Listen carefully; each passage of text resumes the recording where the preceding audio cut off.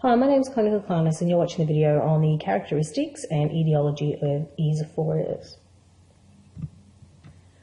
So as we've discussed earlier, a patient with an esophoria can be subclassified according to the size of the deviation at near and far and looking at whether there is a near distance disparity.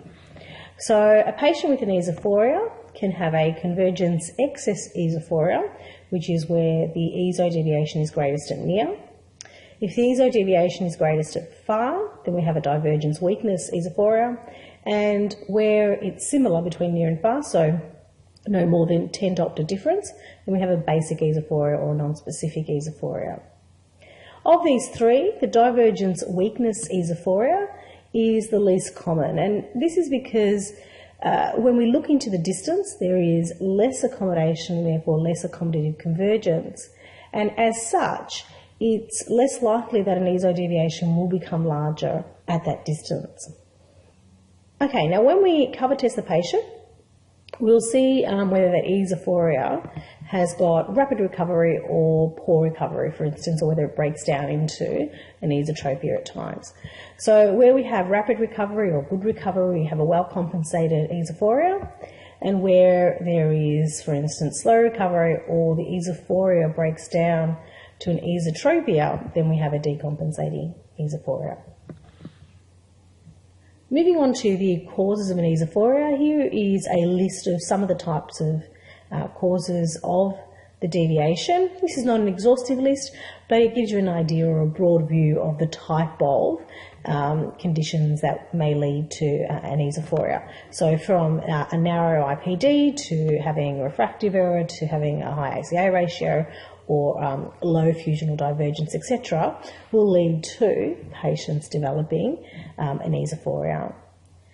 In terms of the reasons or the causes for decompensation, these vary, and in some instances we may not even be able to find out why decompensation has occurred, but it could be related to being ill. So someone may have an episode of illness, and then post-illness or during that illness the patient starts to lose control of that esophoria, or it could be issues around ocular fatigue and excessive close work and having a job where you're doing excessive close work, etc.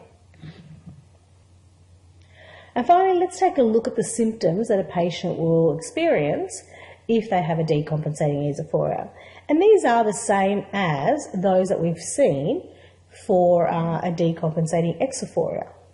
They generally have asthenopic symptoms where they have headaches, eye strain, blurred vision, etc. And over here to the right, I've tried to give you a bit of an idea as to why they experience these symptoms. So in relation, for instance, to the asthenopia and the headaches, etc., we're looking at the patient's effort to regain BSV is causing a sense of fatigue. If the patient experiences diplopia, obviously the patient has lost control of the esophoria and has become esotropic. If that patient doesn't have diplopia, they will instead have suppression during the manifest phase, in which case they may also complain of issues around moving object or judging distances and so forth, because they experience that loss of BSV. Okay, that brings us to the conclusion of this video. Thank you for watching.